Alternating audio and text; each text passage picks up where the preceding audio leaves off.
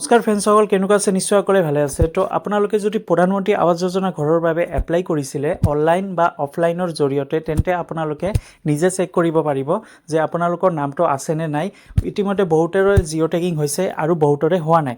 তো যিসকলৰ জিঅ' টেগিং হৈছে সিহঁতে নিজে চেক কৰিব পাৰিব যে আপোনালোকৰ নামটো আছেনে নাই প্ৰধানমন্ত্ৰী আৱাস যোজনা ৱেবছাইটত। তো আপোনালোকক দেখাই দিম যে কেনেদৰে চেক কৰিব পাৰিব যে আপোনাৰ নামটো আছেনে নাই, ভেৰিফাই হৈছে নে হোৱা নাই। তো সকলোখিনি ডিটেইলছ এই ভিডিঅ'টোৰ জৰিয়তে লাভ কৰিব পাৰিব। তো ভিডিঅ'টো সম্পূৰ্ণ ভালদৰে চাব, অলপো স্কিপ নকৰিব, নহ'লে একো বুজি নাপাব। আপোনালোকে জানে যে সকলোৱে অনলাইন আৰু অফলাইনৰ জৰিয়তে বহুতে এপ্লাই কৰিছে। তো প্ৰথমত আছিল অফলাইনত, যিটো প্ৰধানমন্ত্ৰী আৱাস যোজনা ঘৰৰ এপ্লাই আছিল। ফাৰ্ষ্ট অফলাইনতে সকলোৱে এপ্লাই কৰিছিল, কিন্তু তাৰপিছত 2024 পৰা প্ৰধানমন্ত্ৰী আৱাস যোজনা যিসকলে অফলাইনত এপ্লাই কৰিছিলে সিহঁতক কোৱা হৈছে যে আপোনালোকে অনলাইনত আকৌ এবাৰ এপ্লাই কৰিব লাগিব, কাৰণ এতিয়া অফলাইনত এইটো এপ্লাই কৰা নাযায়। সেইবাবে বহুতে এতিয়া অনলাইনতে এপ্লাই কৰিছে আৰু বহুতৰে জিঅ' টেগিং হৈছে। তো যিসকলৰ জিঅ' টেগিং হৈছে সিহঁতে নিজে চেক কৰিব পাৰিব মোবাইলতে। আপোনালোকে নিজৰ মোবাইলতে চেক কৰিব পাৰিব যে আপোনালোকৰ নামটো আছে নে নাই। তো বন্ধুবান্ধৱীসকল, মই আপোনালোকক দেখাই দিম। আপোনালোকে নিজে প্ৰধানমন্ত্ৰী আৱাস যোজনা ৱেবছাইটত, যিটো প্ৰধানমন্ত্ৰী আৱাস যোজনা ৱেবছাইটত আপোনালোকক দেখাই দিম যে কেনেদৰে আপোনালোকে নিজে মোবাইলতে চেক কৰিব পাৰিব। তো বন্ধুবান্ধৱীসকল, আপোনালোকে ফাৰ্ষ্ট আপোনালোকৰ মোবাইলত গুগলত চাৰ্চ কৰিব pmay.nic.in।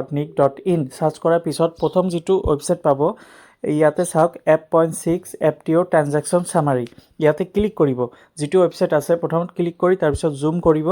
জুম কৰি ৰাইট ছাইডত আছে চাওক হোম লিখা আছে, হোমত ক্লিক কৰিব। যেতিয়া হোমত ক্লিক কৰিব, প্ৰধানমন্ত্ৰী আৱাস যোজনা ৱেবছাইটৰ যিটো মেইন হোম ইয়াতে লৈ যোৱা হ'ব।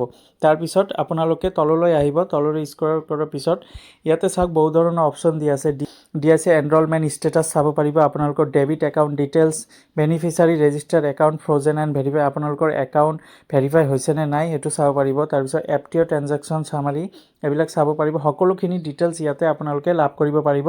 পে'মেণ্ট ৰিজেক্টেড হৈছেনে আপোনালোকৰ বেংকত বা একচেপ্টেড হৈছেনে, সকলোখিনি ইয়াতে চেক কৰিব পাৰিব। তো এতিয়া মই চেক কৰিম যে beneficiary registered account frozen and verify, ইয়াতে ক্লিক কৰি দিব। ক্লিক কৰাৰ পিছত অকণমান জুম কৰি দেখাই দি আছোঁ আপোনালোকক। যিটো ইয়াতে লিখা আছে অল ষ্টেট অসমত ক্লিক কৰি দিব।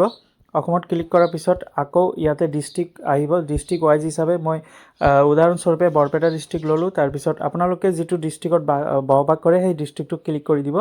তাৰপিছত আপোনালোকৰ যিটো ব্লক সেই ব্লকত ক্লিক কৰি দিব। ক্লিক কৰাৰ পিছত তাৰপিছত আপোনালোকৰ যিটো সমষ্টিটো ক্লিক কৰি তাৰপিছত ইয়াতে এটা কেপচা কোড আছে, ইয়াতে এটা মেথামেটিক্স কৰিব লাগিব।